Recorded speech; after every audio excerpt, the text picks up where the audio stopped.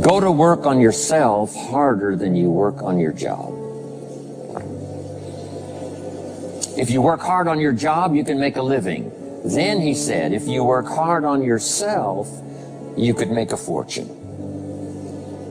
So I worked hard on my job and made a living, but I learned, starting with those extra hours per week, learning these extra skills, I started working on myself. And here's a philosophical phrase everybody should take home. Here it is. Success is something you attract by becoming an attractive person. Success is not something you pursue. It's what you attract by becoming attractive. By becoming attractive to the marketplace. What would do that? Multiple skills? Multiple languages? So, now what else would help you to be attractive to the marketplace besides more than one skill and more than one languages? Could perhaps, like it did for me, multiply your income by 2, and then multiply it by 3, and then multiply your income by 4, and then by 5, and once you get there, it's not that difficult to multiply it by 10, because all you have to do is make sure you become more valuable and more valuable and more valuable. You don't have to work on the economy, because here's the first note. Each person's income is determined primarily by their philosophy, not by the economy. Once I understood that, then I said, well, I don't have to go to work on the economy. And the answer was no. You only have to go to work on yourself to make yourself more valuable. So now here's 5 things I want to share with you. And the first one is your personal philosophy. What could get you more prepared and ready for cashing in on the opportunity of the 21st century? And here's the first one, personal philosophy. Your personal philosophy is like a guidance system that helps you make decisions what to do, what not to do. From the information you get and what you learn and what you know, we decide. Maybe your philosophy would have been 5 years ago never to attend seminars like this. You just didn't go. Now 5 years later, here you are. Something happened along the way to change your mindset, saying, hey, for the money and the time, if I just get one good idea and walk away, it certainly is worth the money and the time. So now that little amendment in your philosophy, you now say, I'm going to regularly go, because it doesn't take but a few ideas to make a great difference in your income, personal life, social life, and all the rest. So now you know that's valuable. A change of mind, a change of idea. So that's what personal philosophy is all about. The more we learn, the more we know, the better we're able to make better decisions about 2 major things. Your philosophical guidance system does 2 things. For your notes, number 1, helps you to see the dangers on one side, so you can avoid those. But here's what else your guidance system does. Personal philosophy helps you to see the opportunities on the other side, so that you can expand those, maximize those. And here's what that's called. The game of life is to minimize the dangers and maximize the opportunities. And the more we know and the more we learn, the more experience we gather in sessions like this, from the sermon on Sunday morning to the books we read and all the rest, helps us to keep continually adjusting our philosophical guidance system so that we minimize more dangers, maximize more opportunities. That's really the game of life. I couldn't put it much more simply. So number 1, we're affected by what we know. Now, how do we know more things and learn more things that'll help us readjust our thinking so we can avoid the dangers, maximize the opportunities? Here's number 1, learn from personal experience. One way to learn to do something right is what? First do it wrong, right? Mess up, and then you say, wow, that was costly. I'm never going to do that again. So one way to learn to do it right, first do it wrong. Sometimes a negative experience turns out finally to be positive. They say if you survive your first heart attack, you may now live to be a very old person. Why is that? Well, that first heart attack, if you survived it, is called a wake-up call. And maybe the doctor said, one more of these and you're history. And you said, wow. And you make it for the health food store. And you start reading every book you can find on good nutrition, how to avoid another one of these heart attacks. And you start jogging and start walking and doing all of the stuff. And this total change of lifestyle could now save your life and cause you to live to be a very old person. Here's what my mentor said, that's some of the best advice I ever got. He said, Mr. Rohn, if you will change, everything will change for you. If you'll start making personal changes, your income will change, your health will change, your future will change, everything will change, if you're willing to start making the changes. So sometimes a negative experience now causes us to really make a sudden shift in our philosophical guidance system that says, hey, I'm never going to let this happen to me again. Fantastic.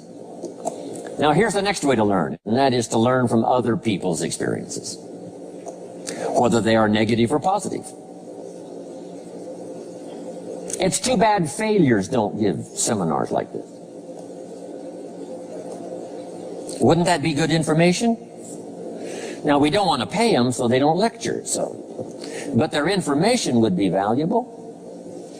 If you know a guy that's messed up his life for 40 years, you have to say, John, would you spend a day with me? And I will bring my notebook and take good notes. A good-looking guy like you, beautiful family, every reason to do well, threw it all away. Teach me how for the last 40 years you messed it all up. And he tells you, and you take good notes. Learning from the negative side of someone's experience. If somebody tells me these eggs are rotten, I'm not going to make an omelet and try it, right? I'm just going to take their advice and their know-how. So, learn number one from your own experiences, and learn number two from other people's experiences. And my mentor taught me to always keep a journal. Here's what he said, don't trust your memory. If you want to live a dynamic life, multiplying your income, multiplying your future, be a good student. If a good idea comes your way, write it down, then ponder it, then perhaps go do it. Okay. Now, your philosophy comes from what you learn, comes from what you know, comes from other people's experiences. 3 ways now to learn from other people. Here's number 1, learn from what you see. One of the great watchwords of these early years of the 21st century, pay attention. If you just watch, you can pick up clues. Success leaves clues. And if you'll be a better observer of the winners and the losers, those that are doing well and those that are falling behind, and just take mental notes and good notes and say, I'm going to adjust what I'm doing based on what I see. Here's number 2. We learn so much from other people based on what we hear. Here's good advice on that. Be a selective listener. Listen to voices of value that have experience, ideas, reputation, something valuable to share. Now here's number 3. Read all the books. Now there's millions of books, so you can't read all the books. But make this note. Read all the books you need to read to make you as wealthy as you want to be, as healthy as you want to be, as prosperous, as productive, as unique a human being as you want to be. Read all of those books. Don't leave those books go unread. My mentor got me started on my library when I was 25. I got one of the best. If you saw my library, you would be impressed.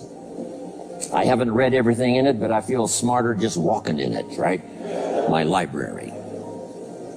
I was smart enough to buy it all. Now I got to be smart enough to read it all. Now jot this down. When you do read, you have to sort through what you read and decide which is valuable to try.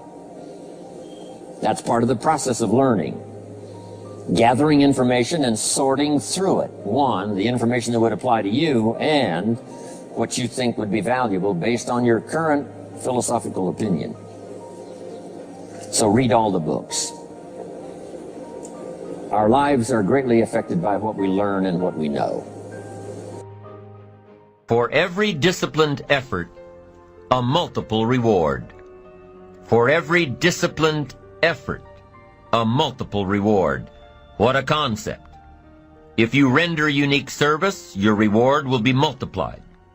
If you're fair and honest and patient with others, your reward will be multiplied. If you give more than you expect to receive, your reward is more than you expect. But remember, the key word here, as you might well imagine, is discipline. Everything of value requires care and attention. Everything of value requires discipline. Children require discipline. They must have a structure built for them. They must have boundaries to work within so they feel secure and comfortable to explore and grow. They must learn to recognize what's right and what's wrong, what's acceptable behavior, what's not acceptable. Children require unwavering discipline, consistent discipline, or they'll be confused as to how they're supposed to behave. Likewise, our thoughts require discipline. We must set up our inner boundaries, our codes of conduct, or our thoughts will be confused. And with confused thoughts, we'll end up being confused, hopelessly lost in the maze of life. And confused thoughts produce confused results. Look around you at this very moment in time.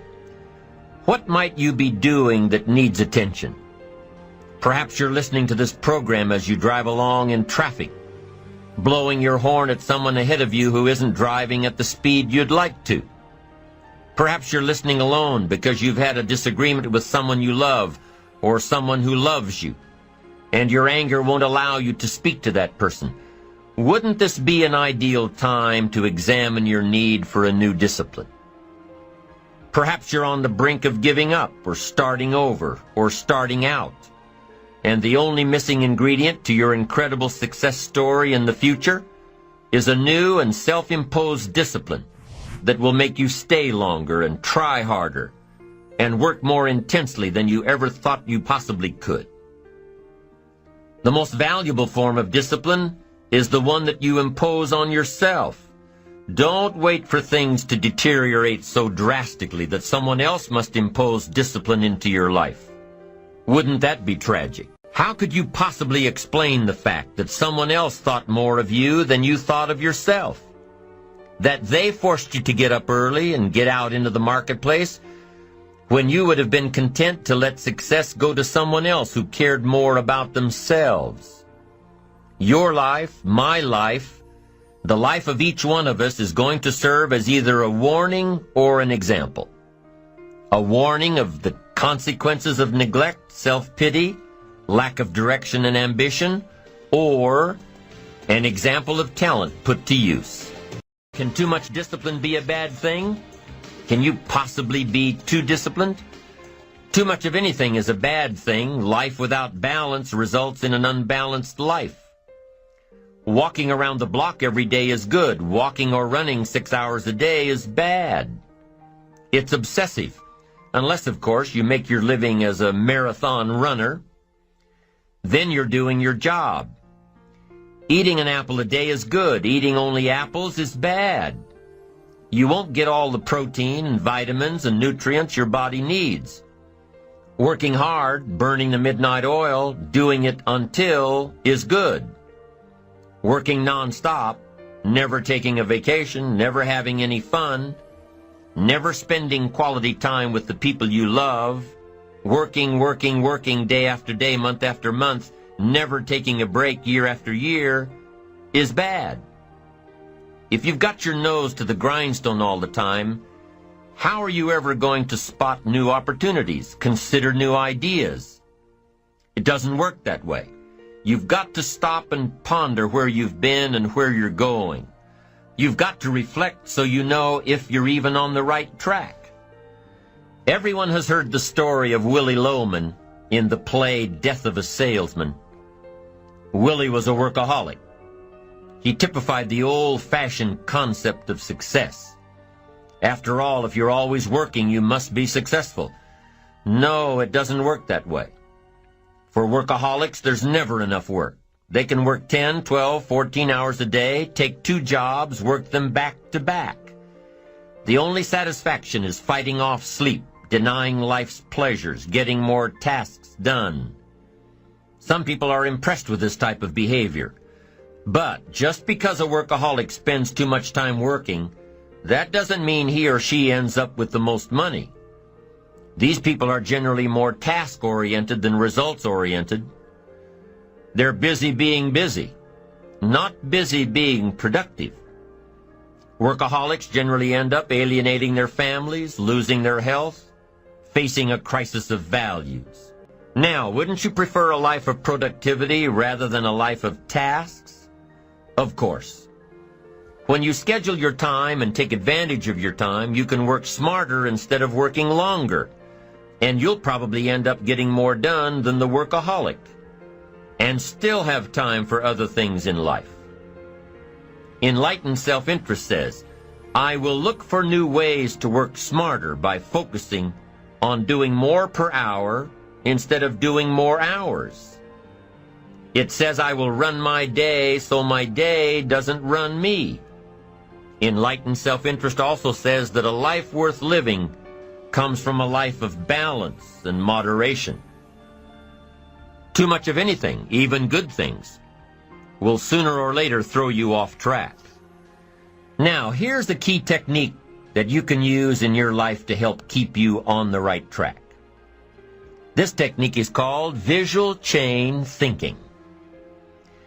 Ambitious people don't see each step toward their goals as a singular step. Each discipline as a singular discipline. Each project as a singular project. Each sale as a singular sale. With everything they do and with every discipline they adhere to, they see it all as part of a chain, a link in the chain of events and actions that will lead them to their final destination. Every action and every discipline today is a link in the chain. Every action and every discipline tomorrow is a link. Every action and every discipline in the future is a link. When you can see that every link in the chain will eventually lead you to the things you want most out of life, to the person you want to become, then you won't grow discouraged or fearful or impatient with today. When you can see where you're going through visual chain thinking, even on the toughest days, you'll keep building your ambition by knowing where you're going, not just where you are today. Part of this visual chain thinking is built when you decide on your direction, when you can see where you're going to end up before you get there. When you can see California while staring at the east side of a 14,000-foot mountain. And building your visual chain of thought begins when you have well-defined plans for your career, your family activities, your investments, and your health. Your plans and goals are your visual chain, knowing where you're going before you get there. Develop a plan, a game plan. It's ironic how we all understand the importance of mapping out a strategy for a football game or a basketball game. Not one professional team in the world begins a game without a complete strategy. But few of us take the time to map out a strategy for our lives, a game plan. But it's important. Here's the first rule for your game plan of life. Don't start your day until you have it finished. Don't begin your activities of the day until you know exactly what you plan to accomplish. Don't start your day until you have it planned, and do this every day. I know all this writing takes time and a disciplined effort, but remember that value is the fruitful result of discipline, not hope. Once you've mastered the art of planning your day, you're ready for the next level. Don't start your week until you have it finished. Don't begin your activities of the week until you know exactly what you plan to accomplish. Don't start your week until you have it planned. Just imagine what life would be like if you took time out of every Sunday to plan your week. Come Friday, you won't be saying, "Boy, did this week fly by. Where did it go? What did I do?" No, if you plan your week before you start it, you'll know exactly what you want to do, what you want to accomplish, what you need to work on. If you learn to plan your days as part of your overall game plan for the week, the parts will fit much better. Your days will be better, more effective. You'll be working smarter, not harder. And when you've learned to plan your week, guess what? You've got to plan your month. Don't start your month until it's finished. By developing a game plan for your days, your weeks, your months, by developing and following your game plan, your days and weeks and months all become part of a bigger plan, a bigger design, a long-term view of your life, a visual chain. You'll start gaining a greater perspective of it all because you are planning.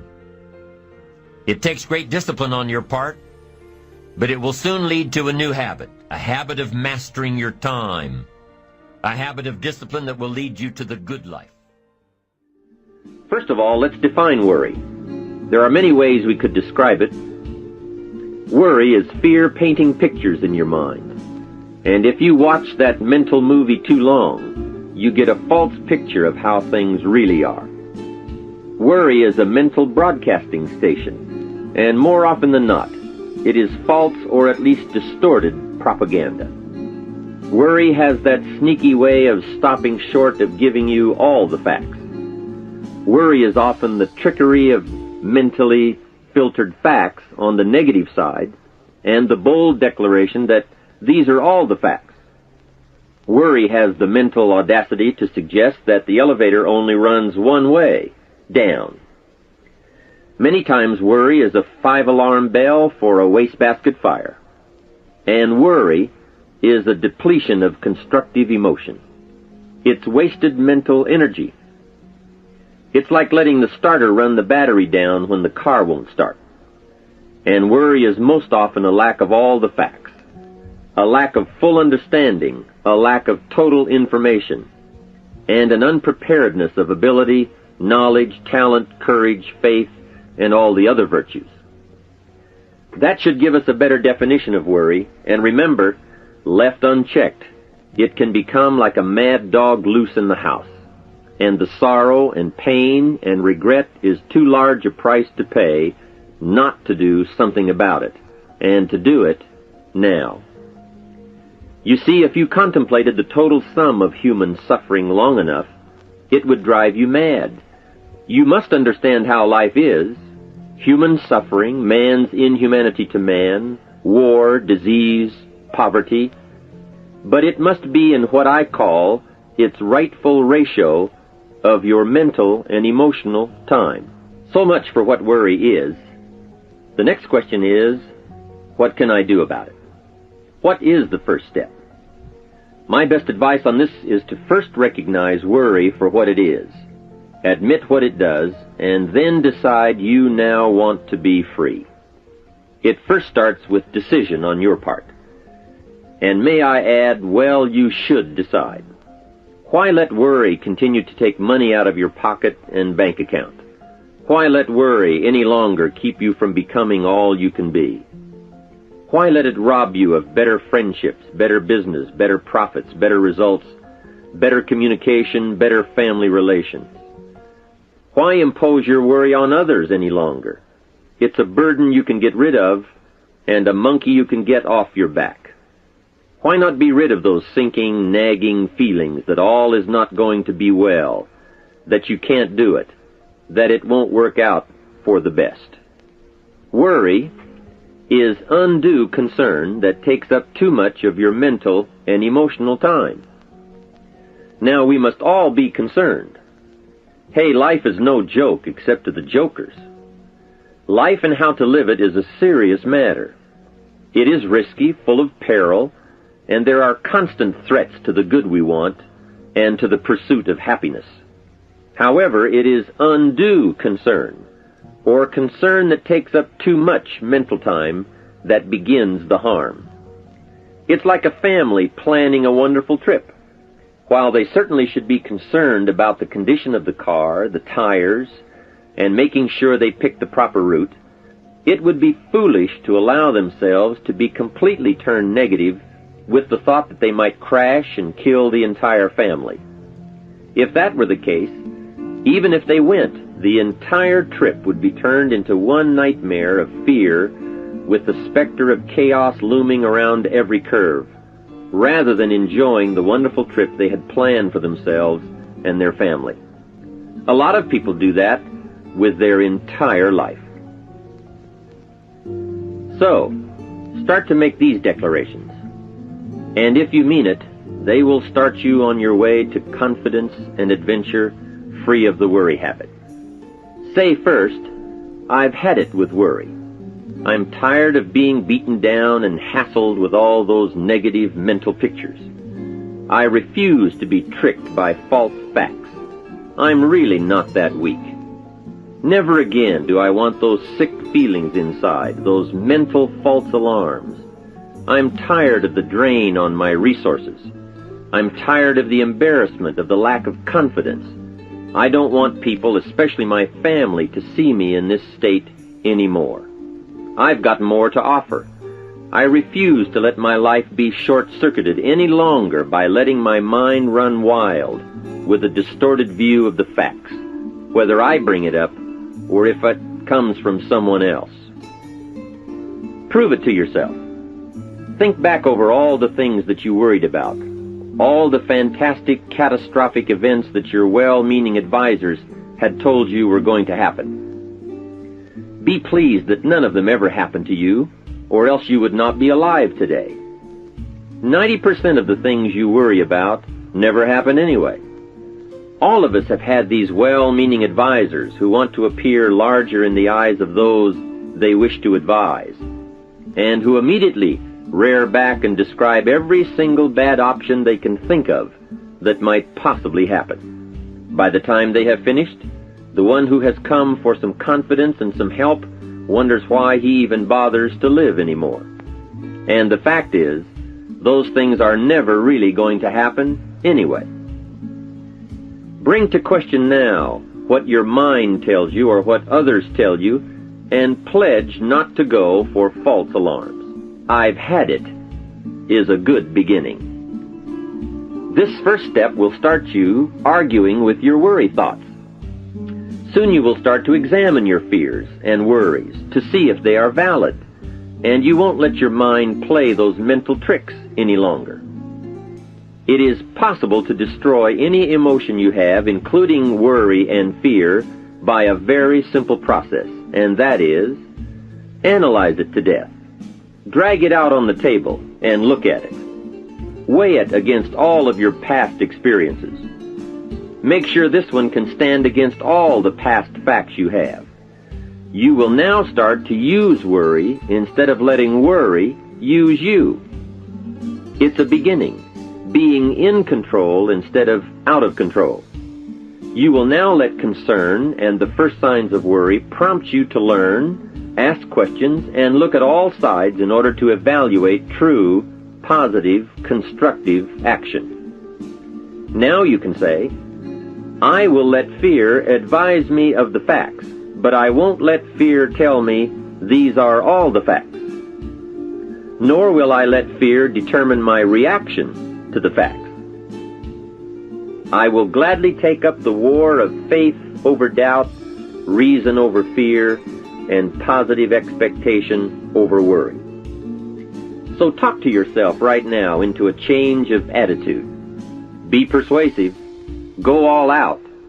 Show yourself the hell if you don't, and the good life of answers and progress if you do. Say to yourself, what a fantastic feeling it must be to stop the panic drain on my mental energy, emotion, and physical strength. Imagine putting all that saved energy and emotion and strength into my action plans for the good life. Hey, accept the challenge. Believe your beliefs, doubt your doubts, stay on the campaign to give worry a bad time. Like being your own conscientious judge, say, I've had it with the presentation of a one-sided story. I sustain the objection that worry has failed to bring out all the facts.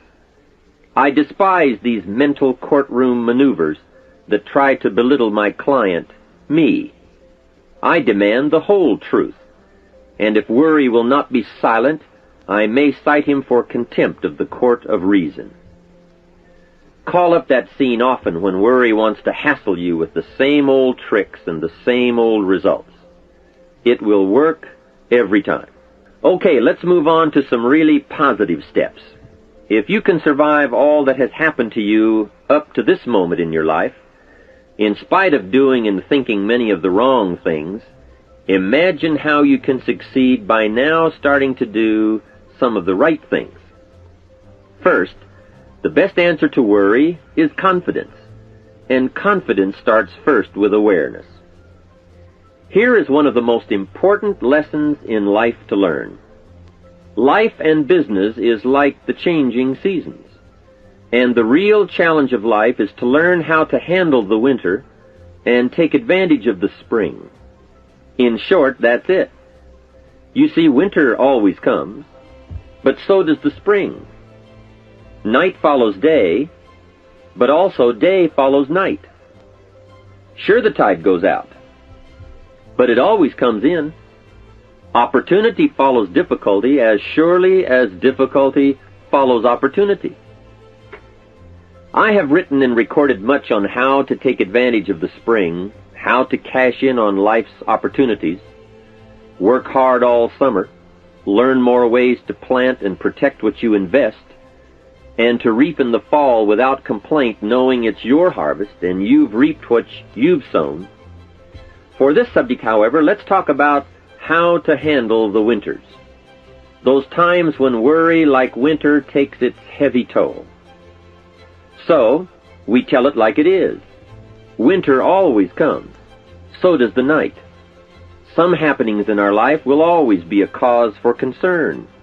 And sometimes concern turns to worry, and worry turns to fear. But remember, that is to be expected. Each day, each event, each season brings both expected and unexpected challenges that we must think about and make decisions on. Life is like a stream that flows continuously. The better we understand that, the better chance we have to produce good results out of all of our challenges. May I suggest something to you? I have a friend who is an avid skier. You know something? He can only ski in the wintertime. You can only hunt the elk when the snow falls in the high mountains and drives them down. That's called wintertime. You see, it's all right if it's 12 below. Just be prepared for the winter. And here is a good thought. A full, well-developed human being will find a way to take advantage of the winter, not just handle it. The big challenge is to make something out of each opportunity. Now, if winters are always going to occur in our life, shouldn't we benefit from them too? Come the next winter, you could be on the inside looking out, seated by a warm fire, the company of a good friend, and those unique feelings of security in spite of the circumstances or the season.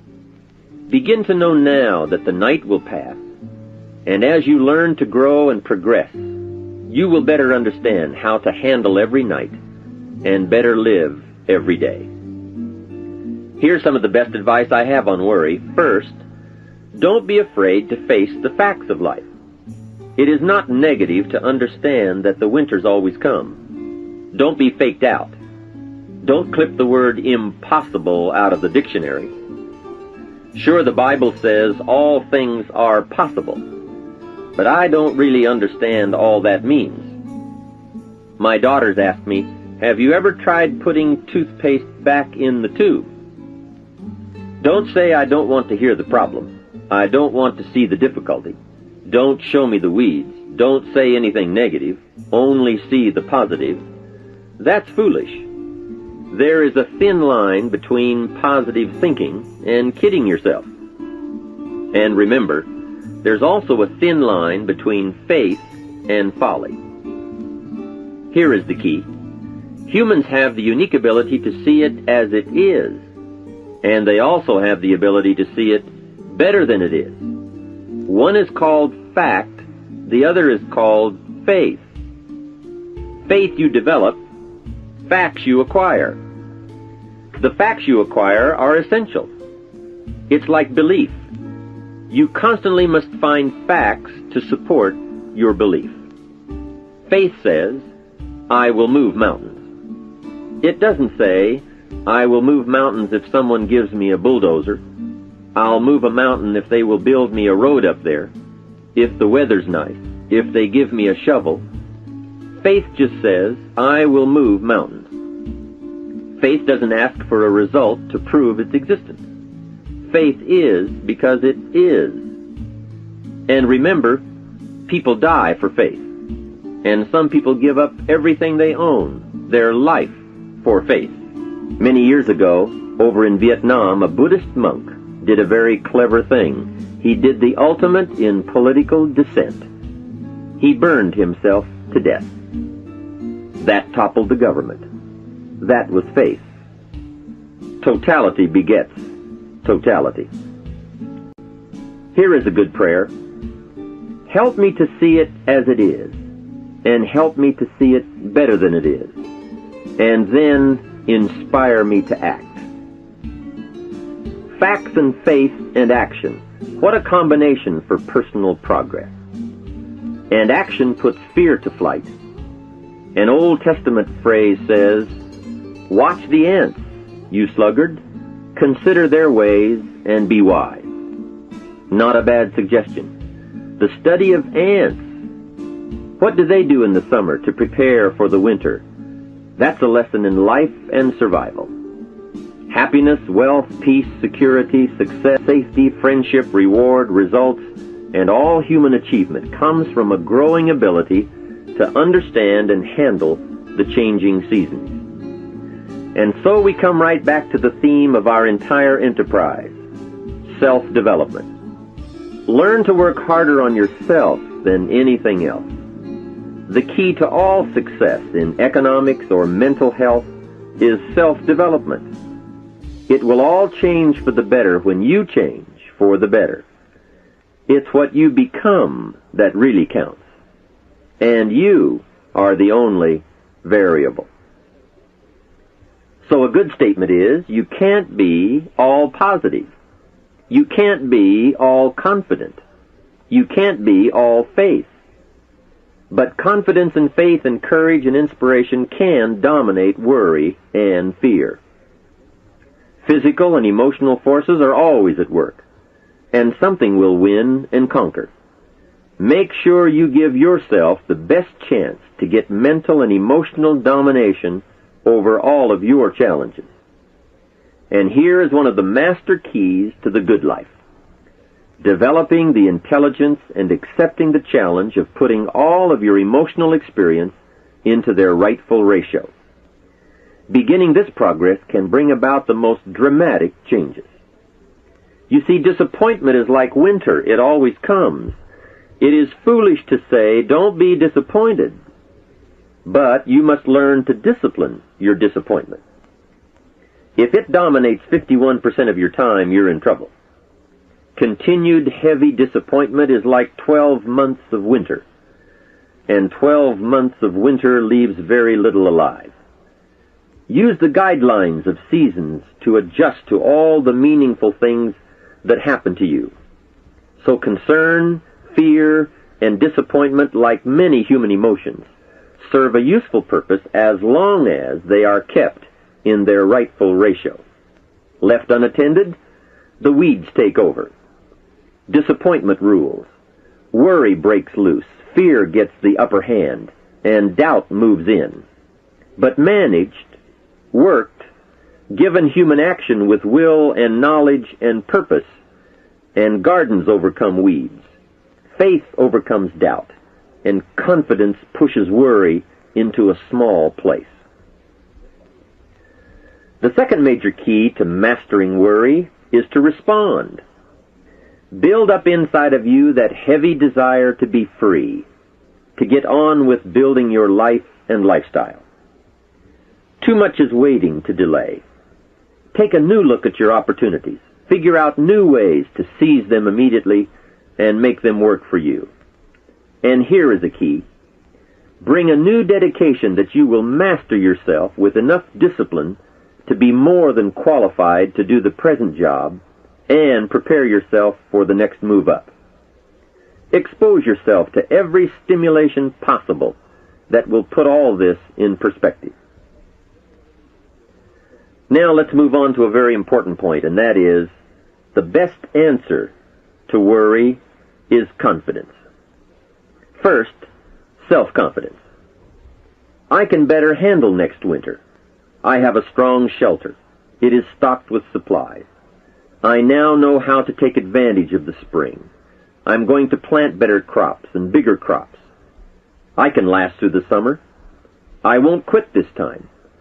I'll study weeds and how to get rid of them. I'll be less frightened of the changing weather and the quick storms.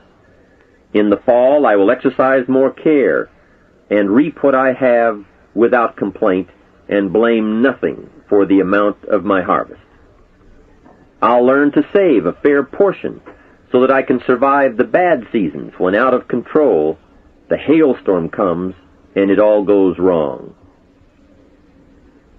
Now we must consider this. The most fatal deterrent to self-confidence is guilt. Not doing all you know how to do to the full extent of your present ability weakens the foundation for confidence. The biggest part of worry comes from the lack of this personal confidence. And lack of confidence comes from two major things. First, no goals or plans. And second, no daily discipline to achieve. The inaction to cure or handle small tasks is what starts the guilt process. And that always tends to make you look at what's wrong and expect the worst. So listen to the voices of creative experience.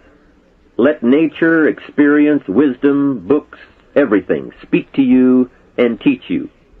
Remember, both opportunity and challenge await action. Everything yields to diligence. Here's the next one. Look around. You might have overlooked some people that need to be recognized. You might have overlooked some talent that you could be using to help in the training and conduct meetings. Don't miss some of the gifts that are close by you. Look around and say, who's doing a good job that maybe I've missed this last year? Look around and see if there aren't some people who need to be lifted up, who need your inspiration, who need your presence, who need your time. Here's the next one. Look down to the work. Look down to the soil that's ready for the seeds of opportunity that you will share by your voice and your invitation and your language and your meetings, your presentation. Look down to the work that your hands can work miracles. Look down to the task and see if there aren't some things you might have missed this past year you can pick up on this year and work miracles for yourself, for your future, for your organization. Here's the next one. It's a word of caution. Look out for the enemy that's on the outside as well as the enemy that's on the inside. Look out for your own thoughts that might deceive you, saying you're too short, you're too tall, you're too old, you've never done it before. What makes you think you can do it now? Look out for the temptation. I've told the story and it bears repeating. An ancient story that said there were two nice people. This is not a story of one bad person and one good person. The storyteller says this is a story of two nice people. However, and I want you to underline the word however, because that's the drama of life. However, one built his house on the rock and the other built his house on the sand. And sure enough, the storms came as they always do, and the one that built his house on the rock was saved. The one that built his house on the sand was lost. Here's what it means. Nice people can make careless decisions. Nice people can make foolish decisions. None of us are above temptation. That's why the great prayer says, lead us around temptation. Hopefully deliver us from the evil. Tempted to cross the line. A customer shows up across the street from where you live. And it's so easy to say, rather than being taken care of by someone who lives so far away, I can take care of you because I live just across the street. Don't listen to the tempter. Stay on track. Build on the rock. Look out for your own mind that would tell you your dreams can't come true. Look out for your own thoughts that would tell you that it's not going to work that well for you. Look out for that. Here's the next one. Look inside. Some of you have just started to develop your talents and your skills and your abilities. Some of you have done enough to reach this level, to reach these tables, to be in this room. But I promise you, if you go home and take another look inside, here's the question to ask. What else could I develop of my mind and my spirit and my talents and my ability that would make me more valuable to myself, to my family, to my organization? What else could I do? How far could I reach inside for something I haven't found yet? Here's the next one. Look up to the God that made us all, to a higher power that's still within reach. Draw on that spiritual part of human existence and human life. It'll work miracles. Once in a while I get a letter. Guess what it says? Dear Mr. Rohn, while you travel the world, please remember, we pray for you. I thought, wow. That's what I felt at 39,000 feet. When I was a little weary and tired, somebody in South Africa was saying a prayer for Jim Rohn. All of that unseen miracle stuff that we all touch at times in our lives. I'm asking you to look up and draw on that experience, that comfort, that uniqueness that makes us who we are. There's nothing you can do about the past, but you can do a great deal about your future. You don't have to be the same person you were yesterday. You can make changes in your life, absolutely startling changes, in a fairly short period of time. You can make changes you can't even conceive of now. If you give yourself a chance, your abilities will grow. You have untapped talents and potential that you haven't even reached for yet. And as time goes on, you'll be able to reach deeper and deeper. The first thing you'll know, you'll be able to do things you never thought you could do. You'll be able to handle things you never thought you could handle. You'll have I want from my life. Can you see? Good worker, poor asker. Third, receiving is like the ocean. There's plenty, especially in this country. It's like an ocean here. Here, success is not in short supply. It isn't rationed, so that when you step up to the window, it's all gone. No, no. Well, if that's true, what is the problem? Well, the problem is, some people go to the ocean with a teaspoon. Have you got the picture? A teaspoon. What I suggest you do in view of the size of the ocean is trade your teaspoon for at least a bucket. And you will look better at the ocean with a bucket. Kids won't make fun of you. Now here's something else to remember about asking. There are two ways to ask. One is ask with intelligence. It didn't say ask intelligently, but I'm sure it meant that. Don't mumble. You won't get anything by mumbling. Be clear, be specific. Intelligent asking means how high, how long, how much, when, what size, what model, what color. Describe what you want.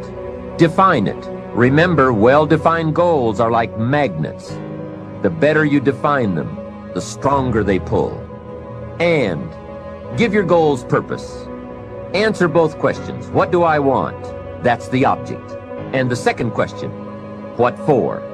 That's purpose. Purpose is stronger than object. What you want is powerful and it will pull.